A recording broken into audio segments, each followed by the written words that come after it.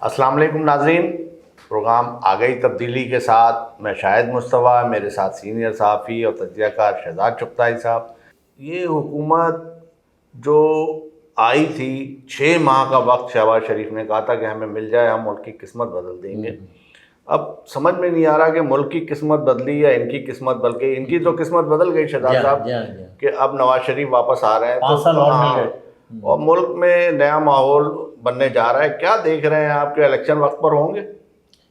जी शाहिद साहब, बात यह है कि इलेक्शन वक्त पे हो या ना हो, उससे कोई यानी कि बुनियादी मसला तो आपका या आपके मुल्क का या आम आदमी का या मिडिल क्लास का, लोअर मिडिल क्लास का वो हल नहीं होगा।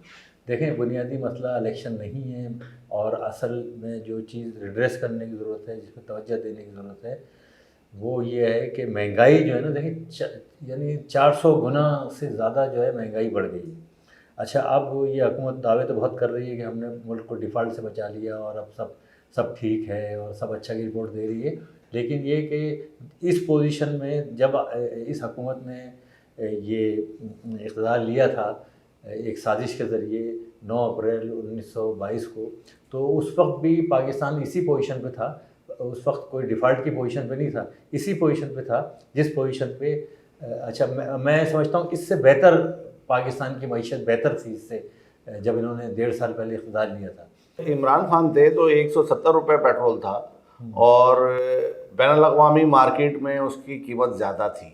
अब बैनुल-अक़वामी मार्केट में कीमत कम गई है, लेकिन पाकिस्तान में कीमत जो है वो तकरीबन डबल पे पहुंच गई है। तो ऐसी सूरत हाल में आप जवाब पेश करें और बिजली की कीमतों में इजाफा, जो IMF का बर्डन है उसकी पॉलिसी जो है वो आवाम पे डाल दें कि डायरेक्ट रिकवरी आए, आप फ्यूल पे बढ़ा दें, तो मेरा ख्याल तो इस हुकूमत से जब संभाला नहीं जा रहा है तो इसको दोबारा मौका दिया जाएगा। आप इस बात का जवाब दें। लोग तो आपका इस बात पे गिरबान पकड़ रहे हैं और पकड़ेंगे और इलेक्शन में भी पकड़ेंगे। अभी तो ये ड्राइंग रूम में बैठ के सारी बातें हो रही हैं कि सब अच्छा हो गया है और अब मुस्लिम लीग इक़्तिदार में आ जाएगी, और मुस्लिम लीग को इक़्तिदार कराइन भी बताते हैं, और ये क्या कहते हैं जो सियासी हल्क़े वो भी कहते हैं कि भाई ठीक है, अब कोई चॉइस तो है नहीं, इसलिए मुस्लिम लीग को इक़्तिदार मिल जाएगा। ठीक है, इक़्तिदार मिल जाएगा, लेकिन लोग तो गिरबान पकड़ेंगे ना कि भाई आप ये पेट्रोल के रेट देख लें, हर चीज़ के रेट देख लें ना, ट्रांसपोर्ट के किराए देख लें।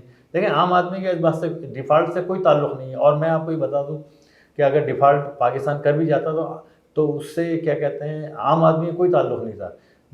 उससे जो पोजीशन ख़राब होती, गवर्नमेंट की पोजीशन ख़राब होती। तो मैं अच्छा देखें, डिफ़ॉल्ट नहीं हुआ, लेकिन इस वक्त डिफ़ॉल्ट से बदतर सूरत हाल है। जो महंगाई हुई है ये कुछ भी नहीं है। अब जो महंगाई होगी वो इतनी खौफनाक होगी कि जिसका किसी को अब तक अंदाज़ा ही नहीं। बिजली के रेट देख लें, यानी कि अब वो लोग ख़ुदकशियाँ कर रहे हैं और ये बातें हो रही हैं कि भाई अपने गुर्दे बचा कर रखें, हो सकता है कि बिजली का बिल पे करने के लिए आपको अपना गुर्दा बेचना पड़े। जी शहजाद साहब, बात यह है कि इस वक्त बिलावल भुट्टो को जो है वज़ीर आज़म देखने की बात हो रही है, तो दूसरी तरफ नून लीग के नवाज शरीफ साहब को वतन आने और उसकी हो रही है।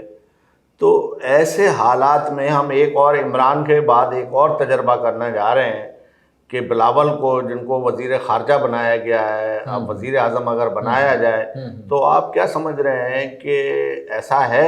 और ये जो इख्तलाफात पैदा हुए हैं कि पहले एक दुबई में जो इनका वो हुआ था, मुज़ाकरात बैठे थे टीम, वो दोबारा बैठी है और पहले वाले में और दूसरे वाले में फ़र्क ये कि इख्तलाफात पैदा हो गए हैं। बाप पार्टी जो है वो पीपल्स पार्टी में जम हो रही थी, अब बाप पार्टी जम नहीं हो रही है और बल्कि वो नवाज शरीफ के हक़ में है। तो इसी तरह सिंध में एक अलायंस बन रहा है, मौलाना फजलुर रहमान सरगर्म हो गए हैं और इनके साथ पीर पगारा की GDA के साथ, फिर इसके बाद एक MQM भी मौजूद है, अब MQM है, और कराची में जमात इस्लामी, इस पर हम बात करेंगे। लेकिन जो अब सूरत हाल है सिंध में वो क्या है?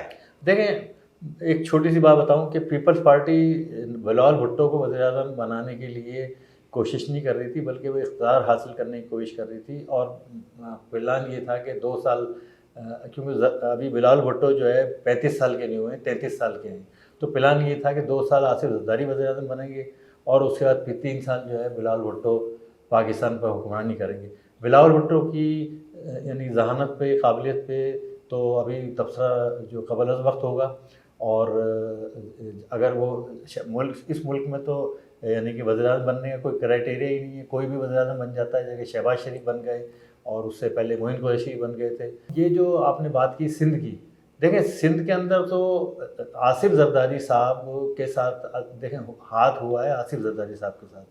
سندھ میں تو سب اچھا کی رپورٹ تھی، اور سندھ میں جتنے بھی الیکٹیبل تھے نا وہ سب آصف زرداری صاحب نے کوشش کر کے وہ اس میں شامل کر لیے تھے، اپنی پارٹی میں پیپل پارٹی میں شامل کر لیے تھے۔ سندھ میں ٹوٹل سیٹوں کی تعداد 61 ہے۔ ان 61 سیٹوں پر آصف زرداری کا یہ خیال تھا کہ اگر کہیں ایم کیو ایم کامیاب ہوتی ہے، کہیں جماعت اسلامی کامیاب ہوتی ہے، کہیں جی ڈی اے کامیاب ہوتی ہے، اور کہیں کوئی آزاد کامیاب ہوتا ہے، تو ان سب کو ہم ملا کے ایک ملغوبہ بنا کے ایک مخلوط گروپ بنا لیں گے۔ شہزاد صاحب، کراچی میں ایم کیو ایم کی اکثریت تھی، تو اس کا کیا حال ہوا تھا؟ وہ تو خیر ایسی اکثریت کا حال نہیں، تو اس اکثریت کو آپ کیسے نہیں جماعت کراچی میں ایم کیو ایم کی اکثریت، بالکل میں سمجھ رہا ہوں کہ اگر تھوڑا بہت آپ کہہ لیں جتنی جس کی اکثریت ہوتی ہے اس کا بینیفٹ بھی اسی کو ملتا ہے نا۔ جیسے سندھ میں آپ بینیفٹ کسی کو بھی کھڑا کرتے ہیں پیپلز پارٹی کے حق میں ہوگا، کیونکہ الیکشن میں جو تھوڑی بہت گنجائش ہوتی ہے وہ اسی پارٹی کی اکثرتی پارٹی کو بینیفٹ ملتا ہے۔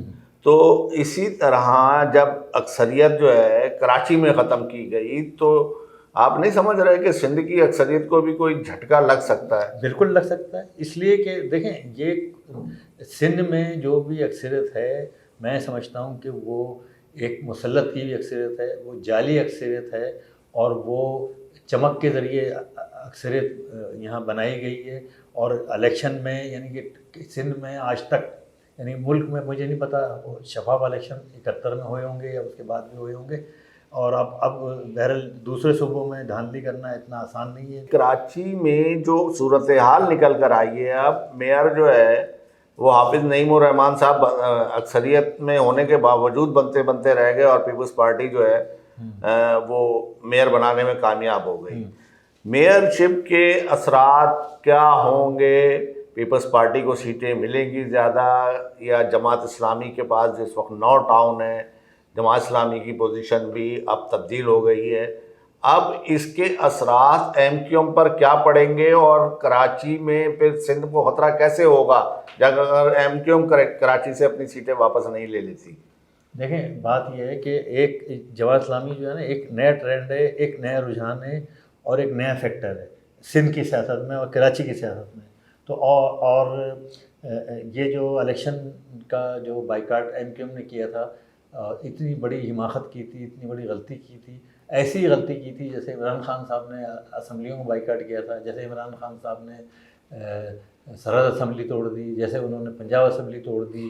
تو میرے کہنے کا مقصد یہ ہے کہ یہ سیاسی غلطیاں ہوتی ہیں جو کہ سیاسی پارٹیوں کو اور وہ غلطیاں کرنے والے سیاستدانوں کو زندگی بھر بھگتنی پڑتی ہیں۔ بلدیاتی الیکشن میں 53 یونین کونسلوں کا اضافہ ہوا ہے، لیکن اگر نقصان دیکھیں تو کس کا ہوا ہے؟ ایم کیو ایم کا ہوا ہے۔ ٹھیک ہے، ایم کیو ایم کہہ رہی ہے کہ اس میں مستقبل میں فائدہ ہوگا، مستقبل میں فائدہ تو اس بنیاد پہ ہوگا جب کراچی کا جو میئر ہے اگر وہ کام نہیں کرے گا، یا کراچی میں جو 9 ٹاؤن جن کے پاس آئے ہیں جماعت اسلامی کے پاس وہ کام نہیں کریں، وہ بھی کام نہیں کریں گے۔ اگر وہ کام کر لیتے ہیں تو کام کو اہمیت دی جائے گی، یا یہ کہ ایم کیو ایم کو اہمیت دی جائے گی؟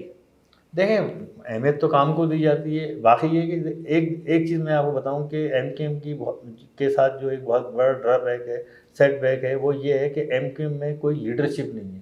لیڈرشپ سے مراد یہ نہیں کہ مصطفیٰ کمال لیڈر نہیں ہے، یا فاروق ستار لیڈر نہیں ہے، یا آفاق احمد ایم کیو ایم میں نہیں ہے لیکن آفاق احمد لیڈر نہیں ہے، یہ لیڈر ہیں۔ لیکن یہ کہ وہاں انہوں نے ایک ملغوبہ بنا دیا ہے، ایک تماشا بنا دیا ہے، 20 آدمی کی رابطہ کمیٹی بنا دی ہے، 20 آدمی حکومت کر رہے ہیں۔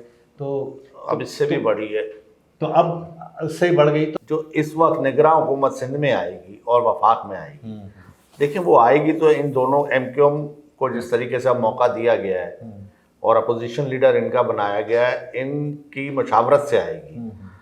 تو میری اطلاعات کے مطابق اس وقت جیسے اگر وزیر بلدیات ناصر شاہ ہیں اور وزیر تعلیم جو ہیں اور دیگر وزراء جو ہیں تو انہی ہی کے پسندیدہ لوگوں کو یہ عہدے دیے جائیں گے اور بیک سے جو ہے وہی وزیر جو ہے وہ اس کو چلائیں گے. تو اس کا بینیفٹس تو پیپلز پارٹی کو جائے گا نا, کیونکہ پیپلز پارٹی کا کنٹرول تو تمام رہے گا, نگراں میں بھی چیزیں جو ہیں, اور وہ جاتے جاتے اتنا سب کچھ تبدیل کر کے جا رہے ہیں کہ لوگوں کے قرضے معاف کر کے جا رہے ہیں, مراحت دے رہے ہیں, تنخواہوں میں اضافہ کر رہے ہیں, اسمبلی میں جو بل پاس ہو رہے ہیں وہ آپ دیکھیں کہ وفاق میں بھی اور صوبے میں بھی اور سینٹ میں بھی وہ اتنی تیزی سے اور اتنے پاس ہو رہے ہیں کہ یہ اس ملک میں IMF کا بحران تو مجھے نہیں نظر آ رہا. جی دیکھیں آپ کی بات بالکل صحیح ہے, اور نگراں حکومت سندھ کی ایسی ہوگی جیسے پنجاب کی نگراں حکومت ہے, ایسی ہوگی جیسے کہ سرحد میں نگراں حکومت ہے, سرحد کی نگراں حکومت فضل الرحمان چلا رہے ہیں, اور پنجاب کی نگراں حکومت جو ہے مسلم لیگ نون چلا رہی ہے, اور وہ جو ان کے وزیر قانون ہیں وہ چلا رہے ہیں, رانا ثناء اللہ چلا رہے ہیں, اور مریم نواز چلا رہی ہیں. تو اور ویسے اگر آپ پاکستان کی تاریخ کا جائزہ لیں تو پاکستان میں ایسی ہی نگراں حکومتیں, جانبدار نگراں حکومتیں رہی ہیں, آتی رہی ہیں, اور بالکل صحیح کہہ رہے ہیں کہ اگر یہ جو نگراں حکومت ہوگی اس کو پیپل پارٹی ہی چلائے گی, تو اس سے تو اور پھر وہ الیکشن بھی جیتے گی اور نئی حکومت بنائے گی. اللہ تعالیٰ بہتری کرے اور ہمیں عقل و شعور دے, ہمارے حکمرانوں کو عقل و شعور دے. شہزاد شکتائی صاحب بہت شکریہ. Thank you.